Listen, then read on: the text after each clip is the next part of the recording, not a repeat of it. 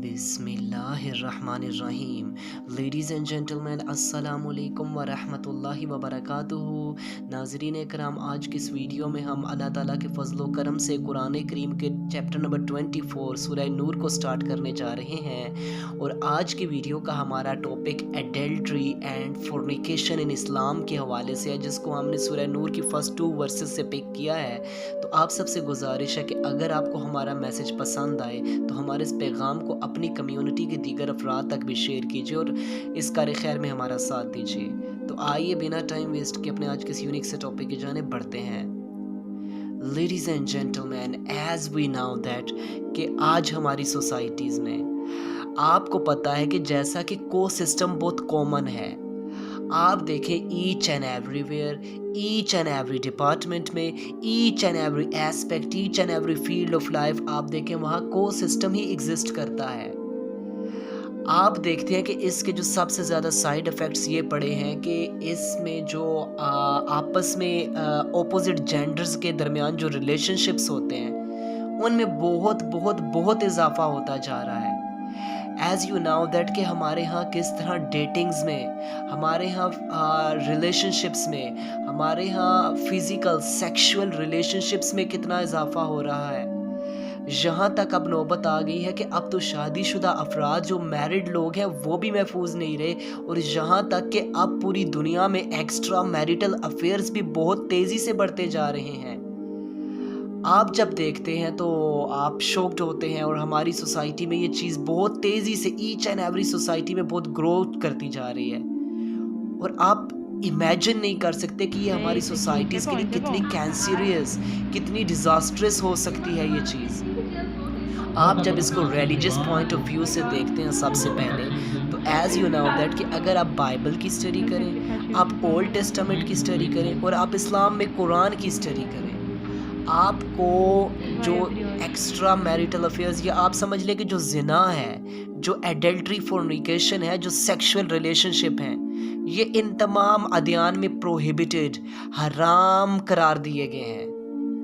आप देखते हैं कि इस्लाम ने बड़ी सख्ती से इसको रोकने के लिए, इसको रिस्ट्रिक्ट करने के लिए लॉज बनाए हैं। एज़ यू नो दैट कि इस्लाम में जो हदूद हैं, जो हदूद लॉज हैं, आपको पता है कि जो ज़िना है, जो एडल्ट्री है, इस्लाम कहता है कि अगर कोई भी शख्स, कोई भी लड़का, कोई भी लड़की, कोई मेल फीमेल, अगर वो अनमैरिड है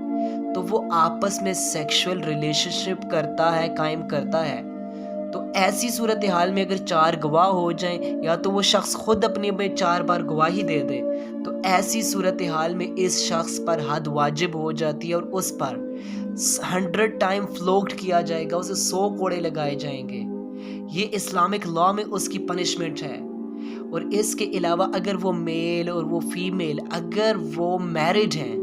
तो फिर इस्लामिक लॉ ये कहता है कि आप उन्हें स्टोन्ड कर दें, आप उन्हें पत्थरों से मार दें, उन्हें संसार कर दें। ये इस्लाम आपको लॉज देता है।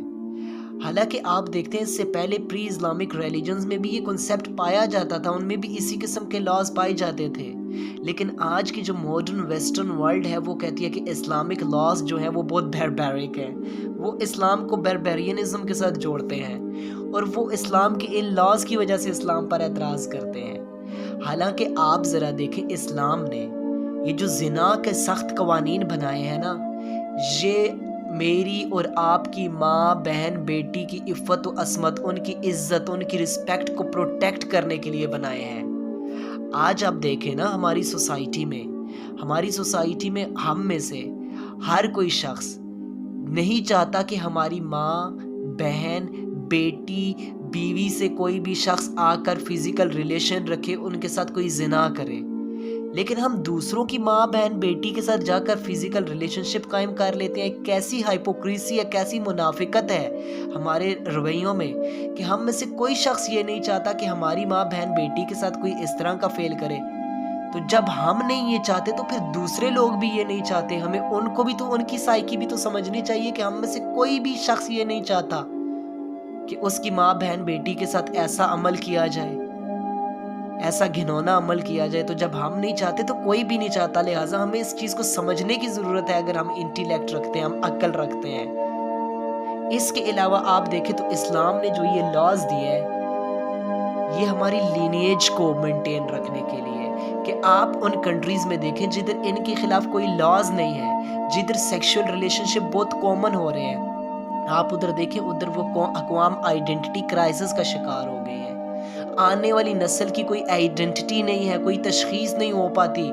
کہ یہ کس کا بچہ ہے، یہاں تک کہ یہ نہیں پتا ہوتا کہ اس کا باپ کون ہے بچے کا۔ لہٰذا وہ آئیڈینٹی کرائسس اور ایک بچے کی جو تشخیص ہے، اس کے ایک جو آئیڈینٹی ہے وہی بلر ہو کر رہ جاتی ہے۔ تو آپ سوچیں کہ اس کے لیے کتنا ڈیزاسٹرس چیز ہو جاتی ہے ایک بچے کے لیے، ایک ینگ جنریشن، ایک نیو جنریشن کے لیے۔ اور اس کے علاوہ جن سوسائٹیز میں سیکشل ریلیشن شپ بہت کامن ہے اور وہاں پر آپ مہلک بیماریاں بھی دیکھتے ہیں کہ کس قدر تیزی سے بڑھ رہی ہیں، اور ان اقوام میں کس طرح سوسائڈل ریشیو بڑھ رہا ہے، لوگ سوسائڈز کر رہے ہیں، لوگ ڈپریشن کا شکار ہو گئے ہیں، لوگوں میں طرح طرح کی بیماریاں ہیں، طرح طرح کے فزیکلی، طرح طرح کے سائیکولوجیکل ادھر بیہیویئرز دیکھتے ہیں آپ، تو آپ سے ڈھکے چھپے نہیں ہیں۔ تو لہٰذا جب یہ اسلام نے اتنے آپ کو سختی سے لاز دے دیے ہیں نا، تو ہماری ہی ماں بہن بیٹی کی عزت کو پروٹیکٹ کرنے کے لیے دیے ہیں کہ سوسائٹی میں رہتے ہوئے ہر شخص کی، جو ہر فیمیل جو ہے، ہر عورت ہے، اس کی عزت پروٹیکٹ، اس کی عزت سیکیور رہے اور معاشرہ خرابی کا شکار نہ ہو، معاشرے میں قتل و غارت نہ بڑھے عزتوں کے نام پر، معاشرہ سکون کا گہوارہ بنے، معاشرہ سکون کا گہوارہ بنے اور اس میں اس قسم کے فحش گوئیاں نہ ہوں۔ لہٰذا معاشرے کو، ایک سوسائٹی کو مضبوط کرنے کے لیے، مستحکم کرنے کے لیے زنا پر روک تھام کی گئی اور اس پر ریسٹرکشن لگائی گئی، کیونکہ جن سوسائٹیز میں ان کو کنٹرول کر لیا جاتا ہے ڈیفینیٹلی وہی سوسائٹیز اسٹرانگ ہوتی ہیں۔